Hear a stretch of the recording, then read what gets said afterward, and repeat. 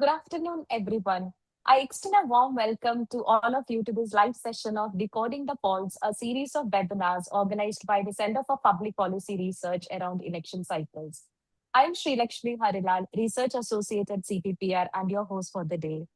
The upcoming elections in Tamil Nadu and West Bengal present two very distinct yet equally compelling political contests. While Tamil Nadu continues to evolve with the Dravidian political framework, West Bengal is witnessing an increasingly competitive and high stakes electoral battle shaped by identity, governance, and organizational strength.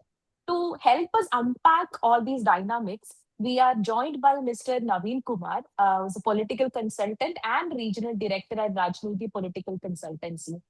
With extensive experience in electoral strategy and constituency level insights, he will help us decode the narratives, alliances, and voter behavior shaping these elections. Welcome to the webinar, sir. Yeah, welcome. So, with that, let us begin. So, before we get into very specific state level analysis, I think it would be useful for the audience to get an understanding about the broader political background. So, sir, to set the context for our discussion, how would you describe the political landscape in both Tamil Nadu and West Bengal as we approach the election cycle? And what are the key structural factors that you think are shaping this contest today? Yeah, Tamil Nadu is entirely different from West Bengal because the thing is that in Tamil Nadu, the matter, as you have already said, there is a matter that is more related to the culture and the development, right? But in West Bengal, it is not only related to the culture, but rather more related to the religion, more related to the little bit related to the national security also in this election, and development, corruptions and all kind of the things are not so much important issue in West Bengal right now. In Tamil Nadu also, the development is in what positive sense is not an issue, because positive sense means everyone knows that okay, whosoever will come into the power, they will have to do the pace of the development what is already going on. It is expected already. The people may think that okay, TVK will come, then there will be the more pace. Oh, that is the related with the charm and the personality and image of TVK. But when we are talking about AIDMK or DMK, then whatever Stalin has been doing, that is already expected that if AIDMK or NDA will come into the power, they will also do the same. Little bit, there will be some kind of the geographical variations, like DMK is not giving more focus in Rameswaram side, but the AIDMK will do that because it will be aligned with BJP. That may be the possibility. That may be a possibility on the cultural side that okay, there will be no problem of diya jalana is kind of the things in Madurai Meenakshi temple. So Mhm. that is okay, but on the side of the development, negative side of the development, there is no issue in Tamil Nadu. Whosoever is coming into the power in Tamil Nadu, they are doing two things. One is they are taking care well that about the poor people as a beneficiary of the different government schemes, and every party is doing. It's not only DMK. And other thing is that the development side of like manufacturing unit, industrialization, bringing up the service sector also, these kind of the things every party is doing. We have been experiencing that. So we should take this election in Tamil Nadu as a positive note. There is only one thing that is more interesting. This time, after so long time, this is the first time that there is a triangular fight, right? So that is catching up the more political narrative that if in one constituency there is a one thumb rule in the politics. If you are an independent candidate, if you are taking a, I'm talking in terms of one constituency. If you are taking up to 10,000 votes, it means that you are you are just helping out the incumbent to win the election. You will cut short some votes of the opposition. Whosoever are the anti-incumbent, the, that kind of the vote you are just reducing. But if as Mhm. an independent or as a third party, if you are crossing 10,000, 12,000 votes in one constituency, then you are harming or damaging the incumbent party, right? Yeah. So this is going to be interesting to see that up to what level TVK is going to cut the vote. If his candidates will take up to 10,000, 12,000, then it will help immensely to DMK to form the government. If his candidates will cross 15,000, then at the ratio of crossing 15,000, the DMK will go far from the power. And AIDMK means NDA will come into the power. Okay.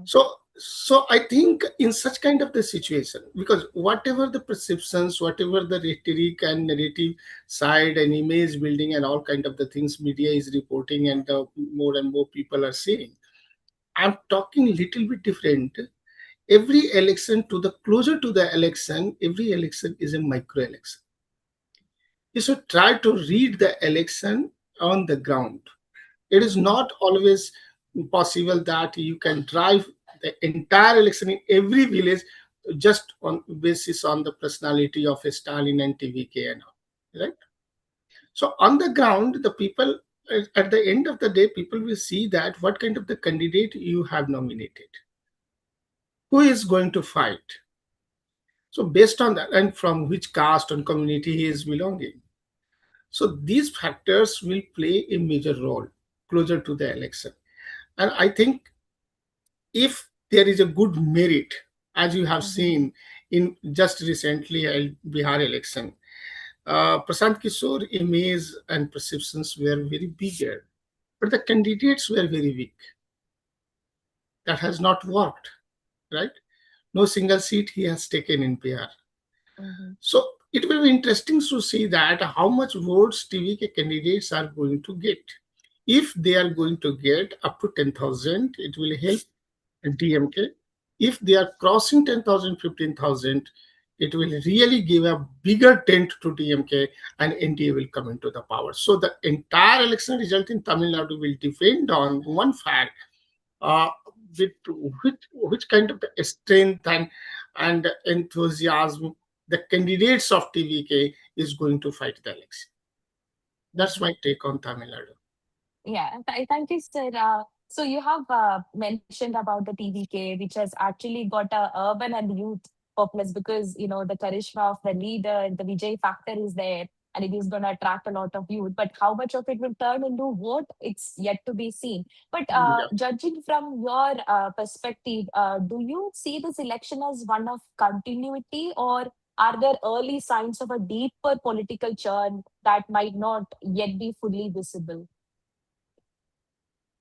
Still, it is premature to see the deeper churn because if you are indicating that deeper churn in terms of the uh, BJP entry into Tamil Nadu, that is still premature. I think so, Okay. because it will take time. But just in a parallels with West Bengal, you can see one thing that in 2016, BJP in West Bengal had only 10%, around 10% votes here, and Mhm. only three seats, right? But it has gone to 37% votes here with 77 seats in 2021, just within 5 years. Mhm. But what happened in these 5 years? One thing is that the Mamata Banerjee TMC was doing constantly something wrong that was not matching up with the current narratives of India because New India is more conscious about the national security, not so much concerned about secularism. New India is more concerned about the identity politics. So on those counts, TMC has been constantly doing something wrong. And Mhm. at the same time, BJP was always catching up. They were not restless. right? They were not taking the rest. They were always active in West Bengal on every issue. The CPM or Congress were not active, but BJP was active. Mhm. So that kind of the similar situation is absent in Tamil Nadu. In Tamil Nadu politics, no one is doing the bigger mistake. Little bit something like anti-Hindutva rhetoric from the DMK side and all kind of the things. But on other sides, they are not doing blunder. They are doing little mistakes, but not blunder. And at the same time, BJP is not only one force to apply that kind of the anti-incumbency against the incumbent Mhm. or the present regime, because there are other forces also active like AIATMK. Here in West Bengal, BJP got a facility that the CPM and Congress were completely inactive, Mhm. and that has given a good space, political space to BJP, right?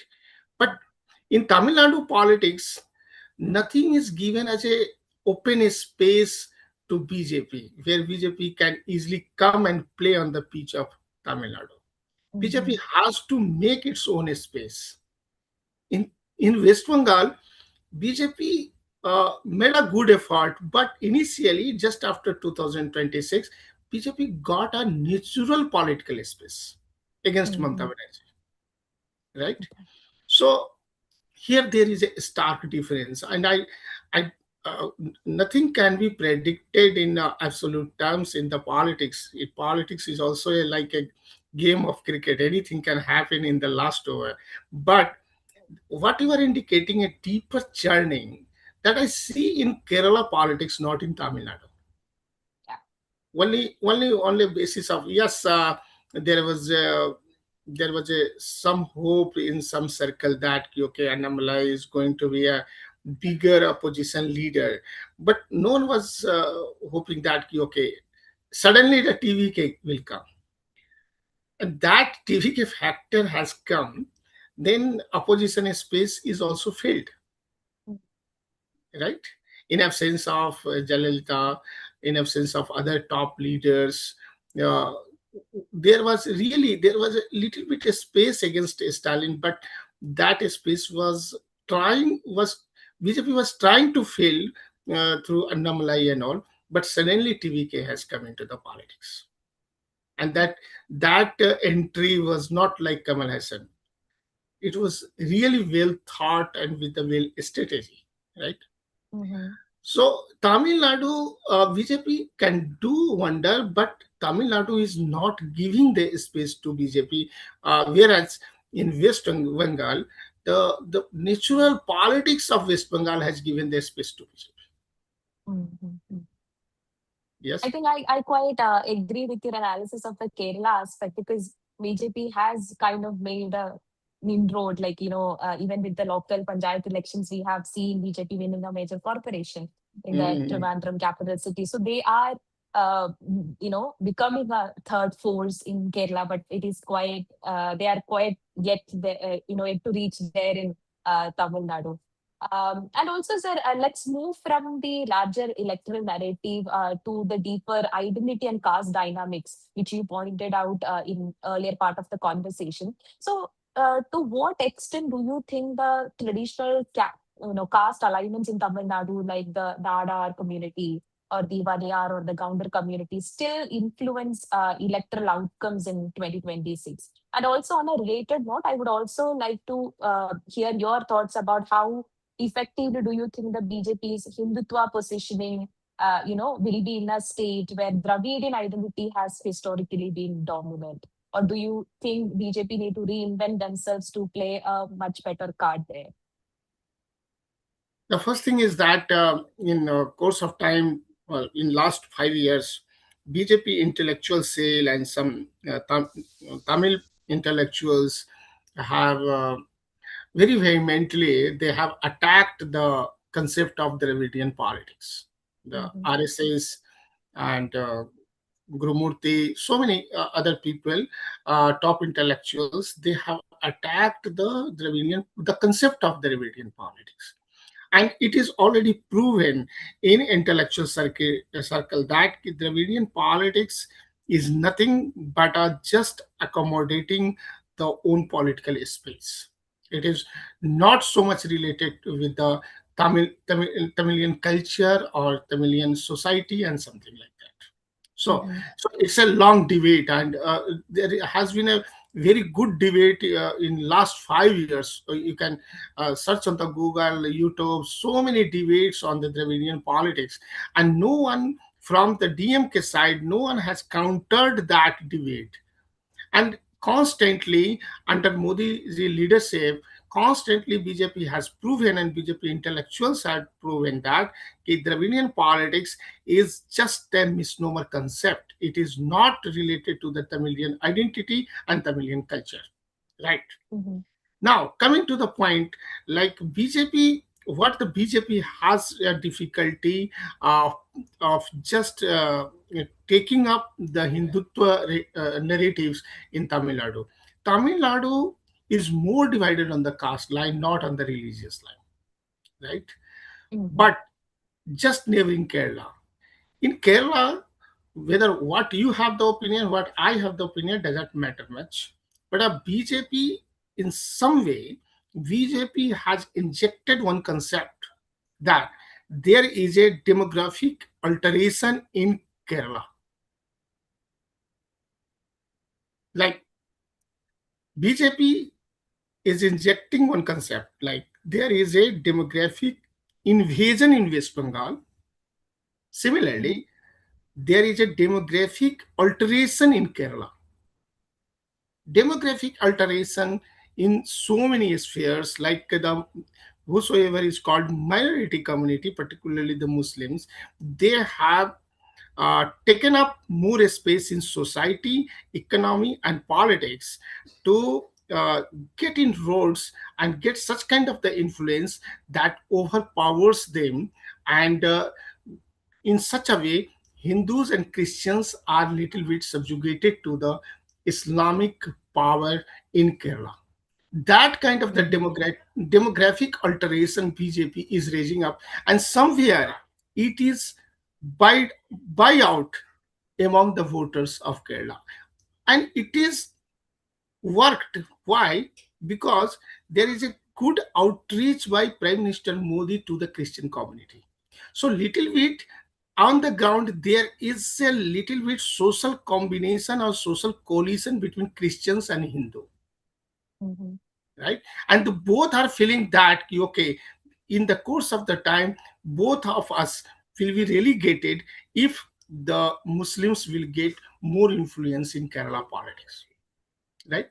So it is Yeah. easy. So the background is made in Kerala for BJP, easily taking up the narratives and easily going into the roots of the Kerala politics and Kerala society. So the time will come, whether it will be a 5 years or 10 years, BJP will take up more and more space in Kerala.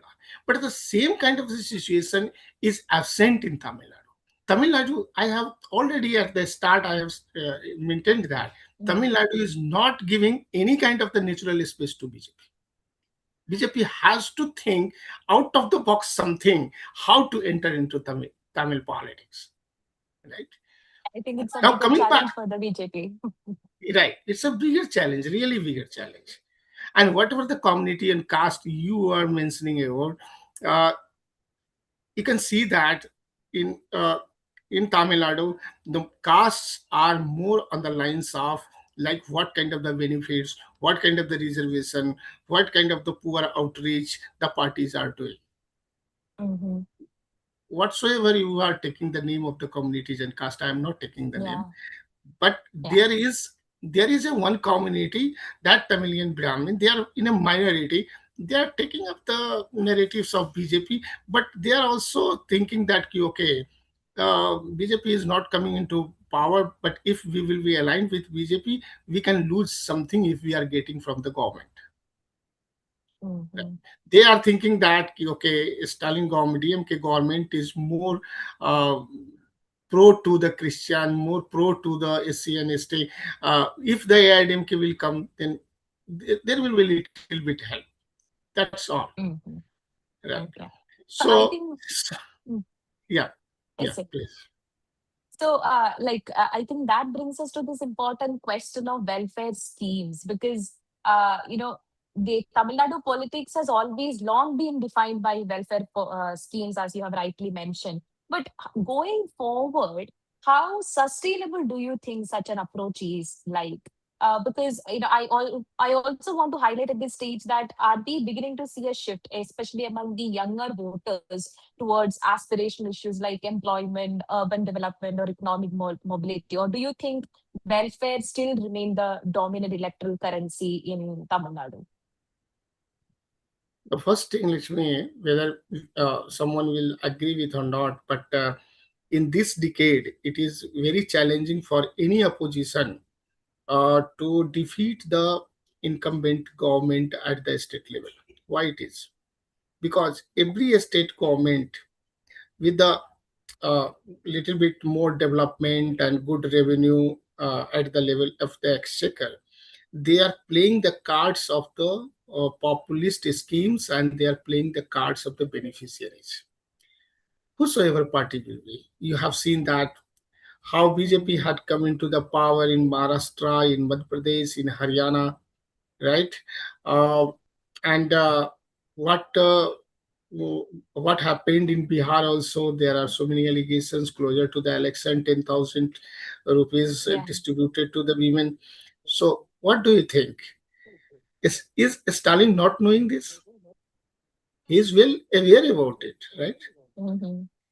So he has already launched so many things that is just similar to what Nitish Kumar has done, what Eknath Shinde was doing, what Shivraj Singh Chauhan was doing. So he has already made his own beneficiaries list of beneficiaries attached to DMK. So this beneficiary politics, it's a very new politics in India, and everybody is playing this kind of the game, under which what you have pointed out, the youth, the employment, unemployment issue, they are getting discarded. They are thinking that okay, you are giving the uh, some benefits, helps to the poor section. You are calculating the arithmetic that how many beneficiary you have added to the party, to the government. If this much beneficiary you have added, and this one beneficiary will affect at least 3 or 4 votes, then this much vote will automatically will come to you. Then there is no need for the government to worry about the other things like employment, Mhm. right? So naturally, uh, under this kind of the politics, youths are getting discarded. The issue of education, the issue of health, the issue of employment or unemployment, they are not getting the good currency in the politics. Yeah, after forming the government has to think, and some government are thinking what to do on these issues also. But during the election, these issues are not having so much gains in the politics, because the beneficiary politics is overpowering everything in every state. Then your question will be, then how the BJP can encounter Mamta Banerjee, because Mamta Banerjee has also announced so Yeah. many things, so many schemes for the women, for girls, and all kind of the things. Mhm. The BJP can just counter, like BJP has countered and experienced it in Rajasthan also. Ashok Gehlot, the Chief Minister of Congress, he has done so many things, and so many he has added so many beneficiary in Rajasthan.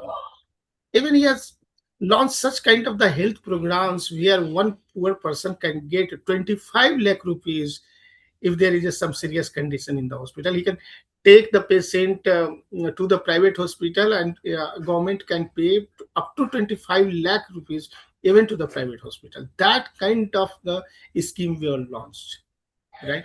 But he was defeated by BJP because uh, beyond beneficiary politics, there is something else also. One thing is very important, that is, if something is related to the Hindu or Muslim identity, or something is related to the national security, right? Corruption is not an important issue, employment is not important issue, infrastructure BJP is talking about, we have done so many things related to infrastructure, Mm-hmm. but that is not gaining the currency in the politics. The people are not buying out that kind of the, they are appreciating what, okay, good roads, good infrastructure, but based on infrastructure they are not voting. Still the caste politics is working, beneficiary politics is working, national security is working. Based on that, prime minister is getting the good popularity. And other thing is that, okay, the people are thinking that, what kind of the schemes and what kind of the promises you are making during the campaign, and after forming the government, to which section you are going to give more and more benefits. That's it. Mm-hmm. And politicians are also calculating that key, if we are uh, promising such kind of the schemes and such kind of the policies out, by this policy and scheme, how much voters will be affected.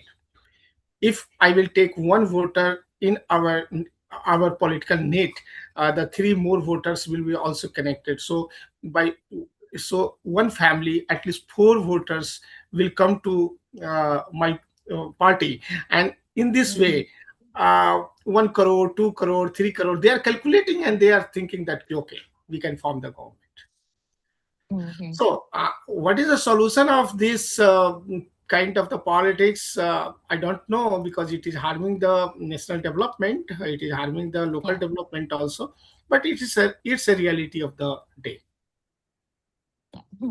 Thank you, sir. I think since we have explored Tamil Nadu politics in quite detail, I think it's time that we move to the West Bengal politics. So, West Bengal has increasingly become a site of intense electoral competition, often framed through the identity, governance, and political mobilization. So, at the ground level, beyond the dominant narratives that we hear in media, what do you think is actually driving voter behavior?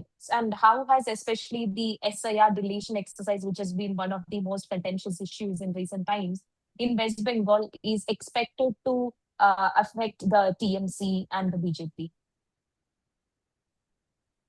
It's like, if the election commission has started SIR in West Bengal, they have, the TMC is starting the, that kind of the protest against election commission, equating election commission with BJP, right?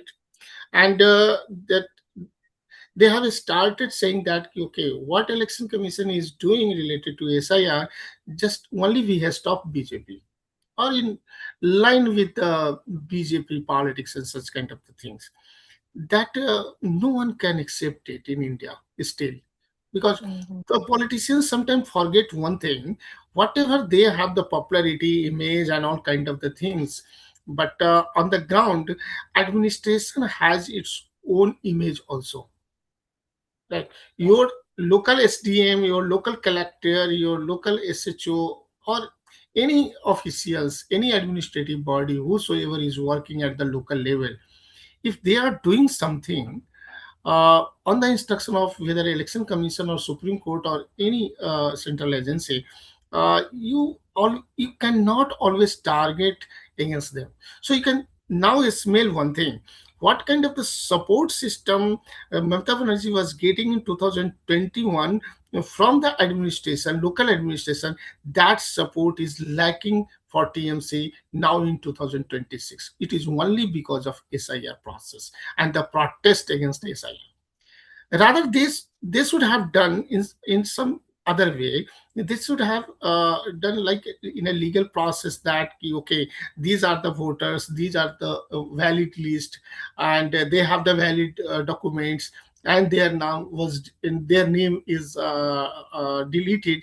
So these kind of the documents should be submitted in a proper way, and with the document, with the all kind of the evidences. If they should have done the protest, then it can be more and more appealing to the people of West Bengal.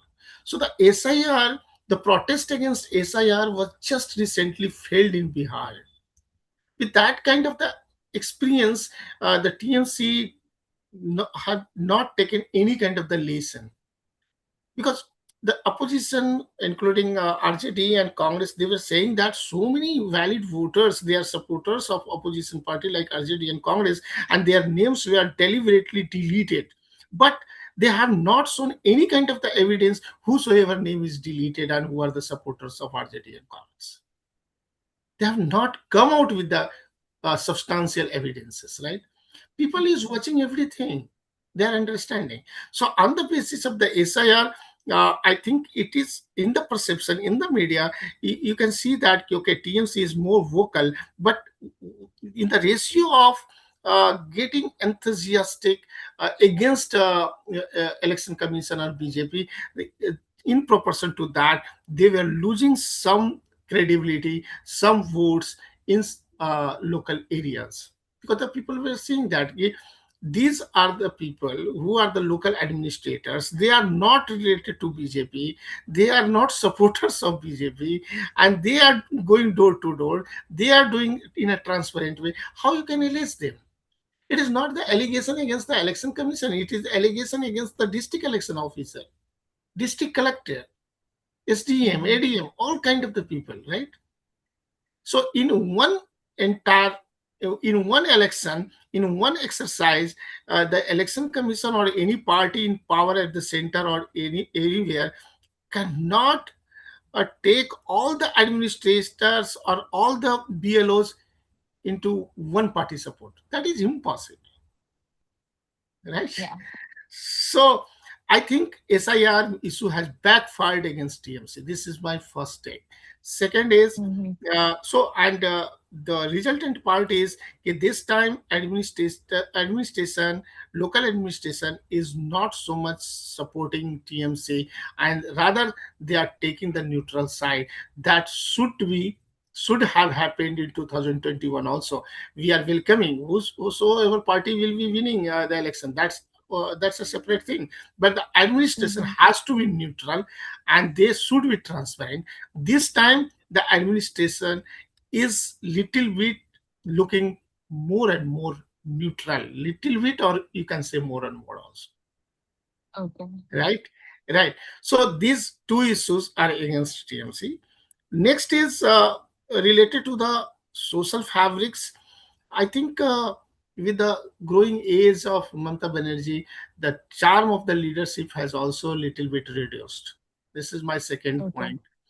The aggressive charm, and that aggressive charm, uh, TMC was trying to fill by Abhishek Banerjee, but that Abhishek Banerjee is not look like so localite and connecting to the local voters. So that leadership charm or charismatic leadership style, that is also missing in this election, right? Mhm.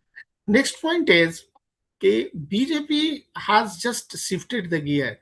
In 2021, if you remember, the Prime Minister himself was saying Didi, oh Didi, right? That was the slogan. He was also attacking against the personality of Chief Minister. In every speech, he was attacking directly to directly Mamata Banerjee and addressing directly to Mamata Banerjee, Didi, oh Didi. Mhm. But this time they understood. They have taken a good lesson from 2021. Okay, we should not attack Mamata Banerjee only. We should attack those kind of the policies, those kind of the actions which were taken by the government, and those MLAs and ministers who are already infamous, who has already become infamous in some areas and in some scams and something. So BJP has shifted the strategy, and BJP this time is fighting the election on the ground. In 2021, they were fighting in Kolkata, where they were Mhm. knowing that in Kolkata it is very difficult still it is very difficult for BJP to get good votes, because Kolkata social composition is completely favorable to TMC. BJP, if BJP will come to power, if BJP will improve its vote share and seat tally, BJP has to take more and more votes out of Kolkata. But so that was also a wrong strategy. They were fighting the election on the wrong pitch. This time they are fighting in Siliguri, they are fighting in Dinajpur, they are fighting still in Murshidabad, where there is a Muslim majority. Mhm. So they are fighting in Purulia. So in every other district, North 24 Pargana, where BJP is getting really good entry in 24 Pargana, North 24 Pargana. So in these districts, BJP is fighting, and BJP, all guns, all top leaders, including Hemanta Biswa Sarma, Yogi Adityanath, they are all not attending the rallies in Kolkata area, but they are going into the hinterland districts. And these districts, which were discarded by BJP strategy, this time they are getting the importance. So this is a very, very interesting election. And then my last point is कि Mamata Banerjee is really in a difficult situation because one narrative is BJP successfully injected. That is, if this time Mamata Banerjee will again come into the power, there will be a dangerous situation for West Bengal, and some parts, Muslim majority parts, may be uh, more associated with Bangladesh, not with India, Okay. right? So this is a, Mhm. it may sounds very dangerous narrative, but it's a reality that in so many villages, so many rural areas, this narrative has gained the popularity, and people are thinking or taking it seriously. That's why Okay. TMC is now in a very difficult situation. Mm-hmm. And sir, so I think the earlier elections you had this insider outsider narrative because the BJP was highly positioned as an outsider, but now you see like they have built from the ground their local leaders and how they have repositioned themselves in West Bengal. And I would also like to mention here that the Congress and the left front, they have decided to go all on their own, contesting all the 294 seats. So how do you think that is going to play out? Are they going to play out a spoiler, or are they attempting to carve out an independent political space this time? But I think that is a too exaggerated a claim to make, but still. No, no, left front. In my opinion, left front, what they are doing, that is correct. Because the thing is, still, if you will visit some areas in West Bengal and some districts, still you will feel that ki, like in like in Tamil Nadu. Just for one example, we can understand in Tamil Nadu, Congress is not a force, but in so many areas, so many villages, you can. You can find the people who are talking that no, Congress should be in the power. They are not voting for Congress, but they are appreciating still Indira Gandhi, Rajiv Gandhi, and all, right? So, Mhm. so similar situation in West Bengal for CPM. People know that okay, CPM is not now a good in a good position or a strong party, but there are more people in West Bengal. They are still very sympathetic to CPM or the left front. So, and you can see one thing that in 2016, CPM had more votes here than BJP. Obviously, Mhm. 20%, 20% support were there. So, if 2016, 20% support was there, 15% support, 15% deep down in 2021, that's okay. But still, they have their own sympathizer, they have their own pockets, and it is, but you can say that it is their last election in such a way. After this election, they have to, if they want to survive in West Bengal, they have to align with some party, with Mhm. Congress or any party. But at least till this time, they should really experiment themselves in which particular area of West Bengal they have the strong pockets. And if they are finding out that okay, a particular area, a particular corner of the West Bengal is giving us 20 seats or 10 seats, they can nurture those areas, and that can be the background for the future revival of left front. So I think it's a good strategy for them to be a standalone and to fight and try to find out their own space. Now, coming into the matter of spoiler or something, I think still left front will damage only the TMC, because what you say, if you are saying insider and outsider, still there are people who are taking BJP as outsider. Those people who are taking a BJP outsider, and if they are against TMC, they will vote for whom, Yeah. right? And if the people who are not treating BJP as outsider and they are anti TMC, obviously they will vote for BJP only, right? Yeah. So I think ultimately Congress or left front are damaging TMC only. Humayun Yes. Kabir is also damaging TMC only. So by these kind of the parties, really BJP will get more and more benefits in so many seats. I can say at least 25 seats or 30 seats. BJP will get benefits or advantageous position because of the left front, Congress, and Kabir in Murshidabad. Yeah. And I think, yeah, that minority that you mentioned, like AIMIM, it has got a presence, AJUP, they are also targeting the Muslim community. So I think there also, do you think the TMC is going to face some trouble amassing the Muslim population in that region? No, I don't see. I don't see. One or two seats where Humayun Kabir has his own local appeal, but you know that there is one sting operation has been done. In that Mm-hmm. sting operation, it was saying that 1,000 crore BJP is paying to Humayun Kabir to defeat TMC. Whether it is correct or not, whether it is fake or real, I don't know. But we understand, we try to see that how much it has affected the voters. And on that line, I have seen personally that sting operation has really affected the Muslims in Okay. Murshidabad district, right? So those voters who were increasingly trying to support Humayun Kabir, uh, now again shifting to TMC. I don't see uh, any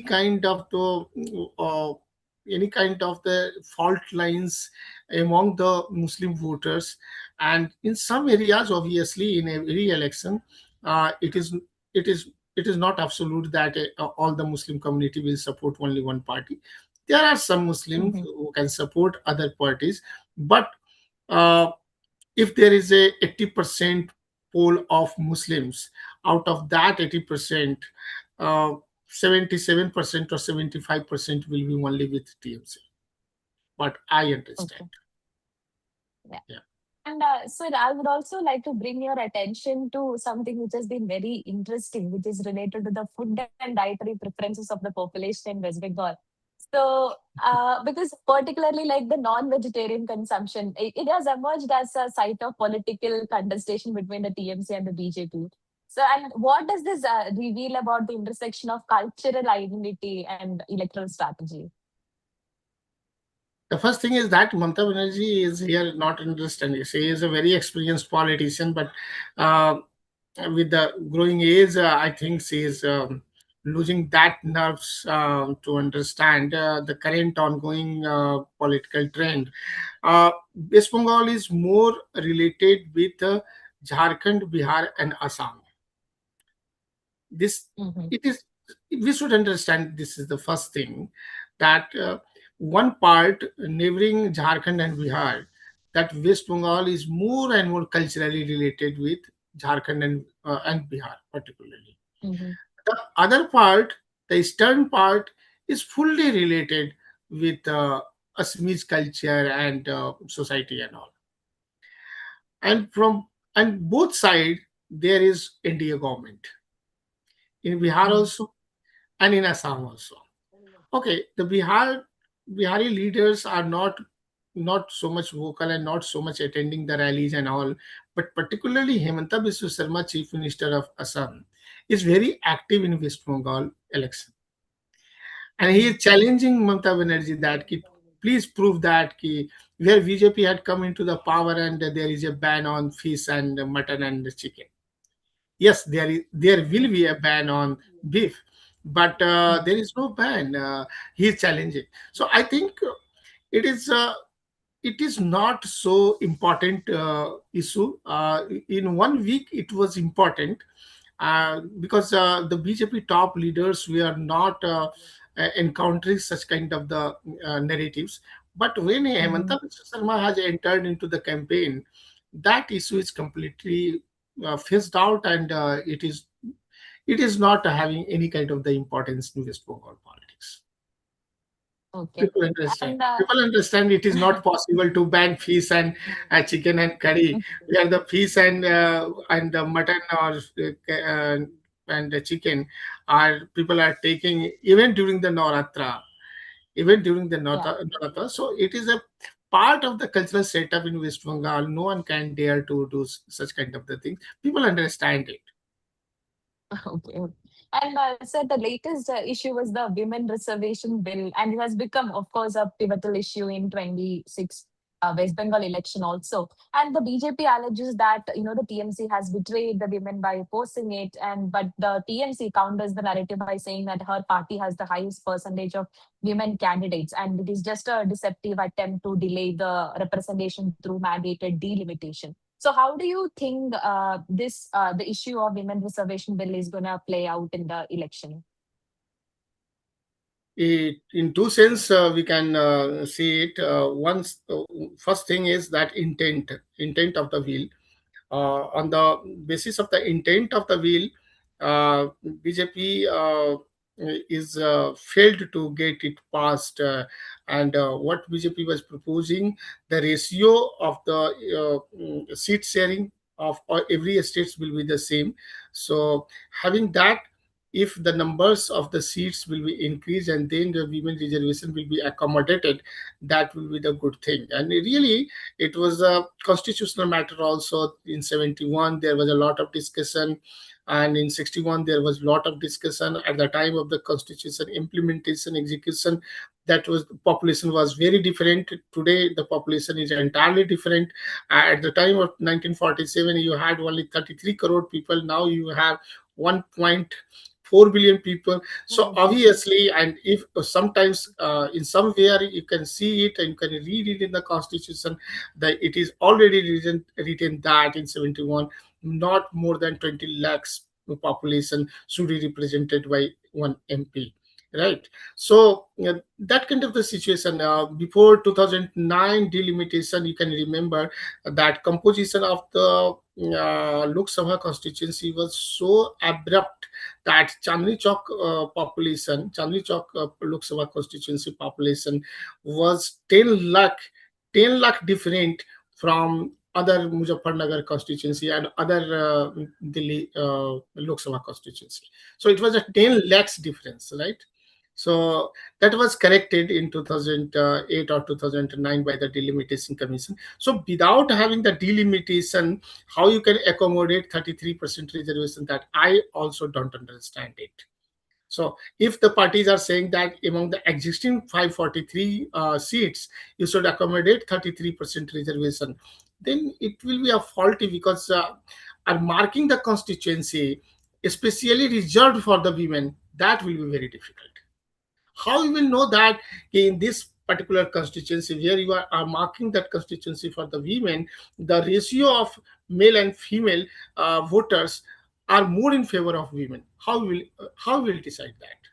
You will decide only on the basis of the census, and then based on the census you have to do the delimitation, then you can accommodate it. So it's a very simplistic thing, and I don't see any kind of the hidden agenda or sinister design what the opposition is saying. But they had a obvious fear, like they have seen it in some states, like in case of Assam, the delimitation has done in 2023, and the delimitation is done has done in such a way that really it is going to give the benefit to BJP in 2026 assembly election. So whatever the result will come out on 4th May, BJP is winning. That is really 25% or 20% you can give the weightage to the delimitation also in favor of BJP. right? So, based on some perceptions, some precedent or some experiences, opposition has a lot of fear. This is about the intent politics. But when we are coming into the real politics, I think it was a trap. Trap means the government was knowing that they will not get the support from the opposition. Government was knowing that they will not get it passed by the Lok Sabha, but government has introduced this bill at the time of the election when Tamil Nadu and West Bengal elections are going on, right? So, and the opposition was completely came under that trap. That is the politics. Government was knowing that we will have a good speech for the women empowerment, for the women rights. Women will be completely consolidated with the government, and the opposition will fail it. Opposition will have to pay the price for that. That's it. So uh, I, I can't say that only that was the intent. Intent may be good, but if intent is not going to be successful, then the resultant part is the politics must be successful, and that has really successful. And now BJP is going to get the benefit in Tamil Nadu and West Bengal. It is certain that BJP is going to get the benefit. That interesting take of yours at the end, sir. But we have got a question in the chat box. The question goes, what's your take on new party TVK's entry in Tamil Nadu, and will they be able to come at least as a strong opposition party in the upcoming assembly? At this point of time, I don't see that. I see as a third force, and I see as Mm-hmm. a force who can, which can cause uh, DMK to be defeated, or NDA may come into the power. I am saying may come into the power because I see in so many constituencies that TVK candidates are getting uh, good votes.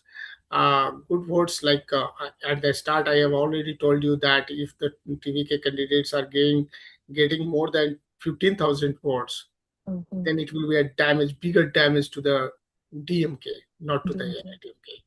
So, in such a way, I think TVK will be a force to cause defeat of DMK. If not as a cause to defeat DMK, then uh, it means in that situation, AIDMK will be finished and really TVK will be at the second position. But that is little bit far from the reality. But there are only two options now. The Mm-hmm. TVK will really causing the dent at the local level. So in that situation, uh, AIDMK or NDA may come into the power. If they will get more than expected, then AIDMK will be finished, and TVK will be the major opposition party. I But think the voters second, will second decide that. yeah, but the second option is uh, not seems so much possible. I think Mm-hmm. there is a more possibility that the TVK will help NDA to form the government. Okay. So, in your opinion, what would a changed government look like for the national politics? Again, please, I'm not getting the point. What the No, look sir. like change? If you are saying that if there is a change of government, say for example, you said that it might aid the India to form the government in Tamil Nadu, or if there is a change of government in West Bengal, what does that look up for the national interest or national power? Yeah, so if that will happen in Tamil Nadu and West Bengal, really the Assam election results will not change the mindset of the central government, but really because it's as usual kind of the election. But if they will make a history in West Bengal, if they will make a history in Tamil Nadu, AIDMK may come into the power, then I think the government seems to be more towards the mandal politics rather communal politics. You have to understand one thing that Mhm. every party at the center, some we are doing either mandal or kamandal. Kamandal represented by Hindutva, mandal represented by reservation. So what the pattern we see, whatever related to kamandal or Hindutva, BJP has done a lot of. Now BJP is shifting towards little bit OBC politics, SC/ST politics. So you can refer to the UGC notifications, Mhm. some other measures also. They are more talking about the OBC benefits and all kind of the things. So because they understand one thing, if whatever they have done, they have to do. They have already done, and the most important thing is building Ram temple. Whatever they have to do on the line of national security, they have done it abrogation of 370. Now related to the UCC, that is polarizing Hindu and Muslim, that UCC is left at the level of the state. The center is not going to do anything. Uttarakhand has implemented. Assam is going to be to implement if they will come into the power. So likewise, the state government will implement and execute UCC. Now they don't have so much things to do related to Hindutva or the polarization or anything. The rhetoric of Bangladeshi immigrants and all kind of the things, that will be the ongoing process.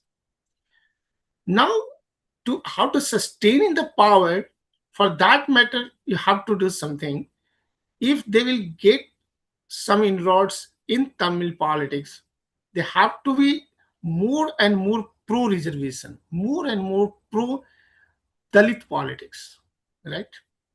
Then they can sustain in Tamil Nadu.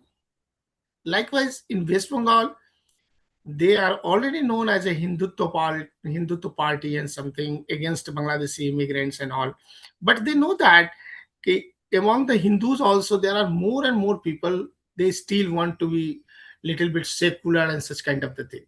So then among them, how to get a solid kind of the vote base for BJP. They have to talk about the community specific. Like in from 2021 to 2026, BJP has been constantly talking about the Matua community, right? Mhm. So so they have to take up the course of OBC politics, women politics, and you will see that kind of the changes in BJP and at the central government. I think so. Thank you, sir. Due to paucity of time, we have to close the session. Yes, So, yes, yes. as we wrap up this insightful discussion on the upcoming elections in Tamil Nadu and West Bengal, we have explored key shifts in political narratives, voter behavior, electoral strategy with the expertise of our speaker. Thank you so much for such an in-depth and valuable analysis, sir. As always, Thank at you. CPPR, we remain committed to fostering informed and nuanced discussions on governance and public policy. And if you found today's discussion valuable, don't forget to like, share, and subscribe to our channel. Your engagement helps us to continue this meaningful conversation around India's democracy. So you can also visit our website and explore the Decoding the Poll series for more such analysis. And thank you for tuning in. Until next time, stay enthused and stay informed. Thank you. Thank you. Thank you.